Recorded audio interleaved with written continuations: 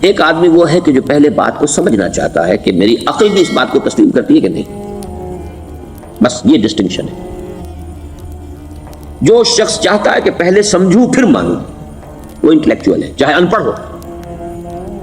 An absolutely illiterate person can be an intellectual and a PhD can be a جذباتی آدمی۔ P H D ہونے سے کیا ہوتا ہے؟ ایموشنل ہو سکتا ہوں۔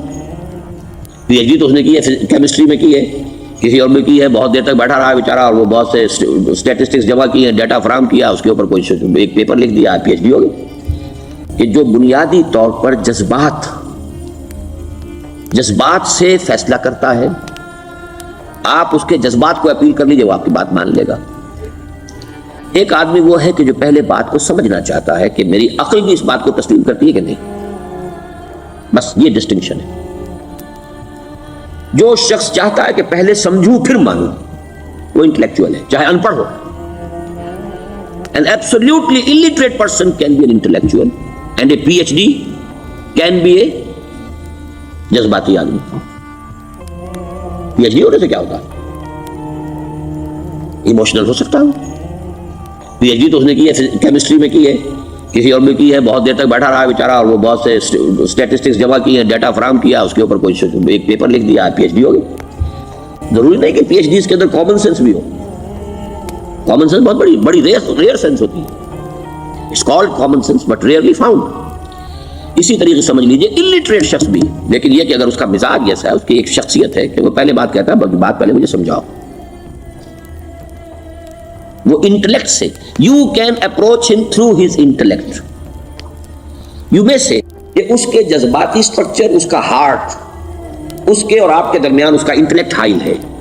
You have to go through it, you can't reach his heart except through his intellect. ایک آدمی وہ ہوتا ہے جس کا یہاں کچھ ہے نہیں، کوئی نظریہ نہیں، کوئی خیال نہیں، نہ وہ عقل سے کوئی زیادہ سوچتا ہے، نہ کوئی، آپ نے اس کے اچھی بات کہی، اس کے دل میں اتر گئی، از دل خیزت بد دل ریزت، خلوص کے ساتھ آپ نے ایک بات کہی، بات اچھی تھی، اس کی فطرت نیک تھی، اس نیک فطرت بات جا کے اپیل کر گئی، and he starts going with you۔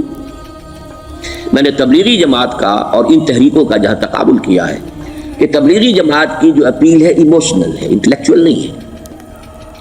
وہ ایموشنلی اپروچ کرتے ہیں، اور جو ایموشنل پیپل ہیں وہ فوراً ریسپونڈ کرتے ہیں، پھر انہیں وہاں سے وہ اچک لیتے ہیں، نکلو اب اس ماحول سے، 3 دن کے لیے آؤ، 40 دن کے لیے آؤ، 4 مہینے کے لیے آؤ، جو بھی آؤ، 3 چلے لگاؤ، تاکہ ایک نئے ماحول میں لا کر ان کی جو ہے وہ ایک خاص قسم کی وہ ذہنی اور ان کی ایک مزاج کی ساخت بنا دی جائے۔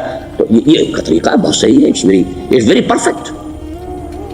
ان کی میتھڈالوجی میں کوئی لوپ ہول نہیں ہے، یہ میں آپ کو بتا دیتا ہوں، اس لیے کہ آج اس کے شخص کے دل میں ایک اچھا جذبہ ابھرا ہے، اور وہ کل ہو سکتا ہے نہ رہے۔ یو کیش، ابھی کیش لو، ان سے نقد لو، نکالو بھائی، وقت نکالو، نقد۔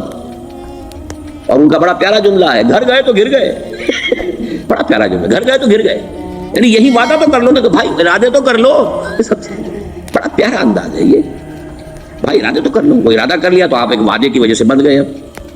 اب یہ کہ اچھا بھائی چلو نکلو، اب نکل گئے تو پھر تو ان کے قابو میں آئی گئے۔ اب آپ، انہوں نے 24 گھنٹے وہ آپ کو جو ہے اس میں رکھنا ہے کہ وہ آپ اپنی ساری سوچ وہ سب کی سب جو ہے وہ سب جاتی رہے گی۔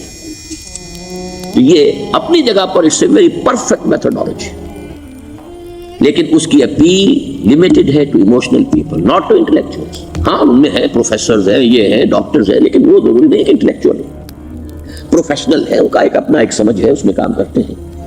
تو یہ جو ایٹیچیوڈ ہے کہ ذہن کے راستے سے اپروچ کرنا، اسی لیے قرآن کی اپیل کیا ہے؟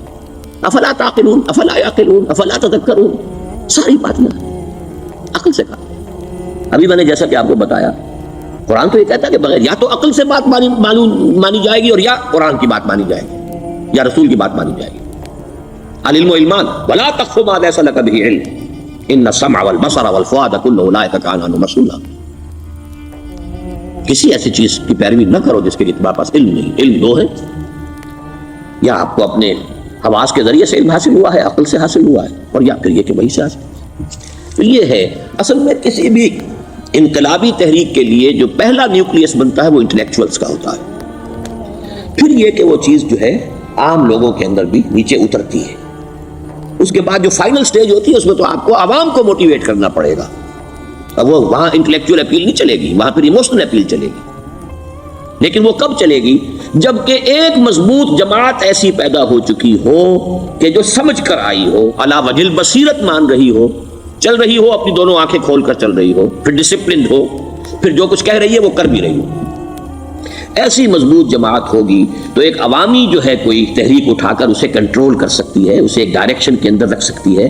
ورنہ عوامی تحریک کو کوئی کر سکتا ہے؟ عوامی تحریک خود بخود بھی دائیں بائیں کسی طرف مڑ جائے گی، جوش اور جذبات کے اندر، تو پھر انسان جو ہے وہ پھر ادھر سے ادھر نکل جاتا ہے، پھر وہ حد اعتدال پر نہیں رہتا. اس کو کنٹرول کرنے کے لیے جیسے ریڑھ کی ہڈی ہے انسان کے جسم میں، وہ جب تک کھڑی ہے میرا پورا پوسچر کھڑا ہے، اگر اس میں سے کوئی ایک من کا بیٹھ گیا تو کوب نکل آئے گی انسان کی. تو وہ ریڑھ کی ہڈی جو ہے وہ جماعت ہے، انقلابی جماعت، جو کہ اسلامی انقلاب میں حزب اللہ جو ہم تنظیم اسلامی کے تحت کوشش کر رہے ہیں بنانے کی. اور یہ کہ اس کے لیے انٹلیکچوئل اپروچ کے لیے یہ سارا معاملہ ہے کہ جو اسلام کی نشأت ثانیہ سے شروع ہوا، اور یہ سارا کام جو اب ہو رہا ہے، آپ سے بات ہو رہی ہے، آپ کو سمجھانے کی کوشش ہو رہی ہے کہ دین کو سمجھیے کہ دین ہے کیا، اس کا ہدف کیا ہے، اس بیسس کیا ہے، اس میں پرائرٹیز کیا ہیں. یہ ساری چیزیں کہ سمجھ سے آئیں آپ کے اندر، پھر آپ سمجھ کر اس شے کو قبول کریں. یہ ہماری پرائرٹی ہے. ہم آپ کو ایموشنلی موٹیویٹ کر کے حرکت میں نہیں لانا چاہتے. وہ سٹیج آئے گی، جب آئے گی، اگر وہ مضبوط جماعت پہلے تیار ہو جائے تو پھر وہ سٹیج آئے گی، پھر عوام کو موٹیویٹ کریں گے. اور اس وقت میں سمجھتا ہوں کہ اگر کوئی ایسی شکل ہمارے ذریعے سے اللہ نے پیدا کر دی تو مجھے یقین ہے کہ تبلیغی جماعت کے لوگوں کی بہت بڑی تعداد جو ہے کھنچ کر آ جائے گی، جیسے ویکیوم میں کوئی چیز کھنچ جاتی ہے. لیکن جبکہ انہیں معلوم ہو جائے کہ ہاں دین ہے واقعتاً، یہ کوئی اقتدار کی جنگ نہیں ہے، یہ کوئی اور مسئلہ نہیں ہے، کوئی اس میں شک و شبے سے بالاتر بات نہیں ہے، خالص دین کا مسئلہ ہے، اور اس کے اوپر کوئی تحریک شروع ہوئی تو پھر وہ نکل آئیں گے لوگ. حضور کے زمانے میں بھی سمجھ لیجیے، جیسے کہ میں نے کہا الٹریٹ ہونا اور بات ہے، لیکن یہ کہ انٹلیکچوئل جو ہے وہ اسٹرکچر آف پرسنالٹی ہوتا ہے، انٹلیکچوئل یا ایموشنل. یہاں پر ایک جملہ نوٹ کر لیجیے اگر آپ کے علم میں نہ ہو.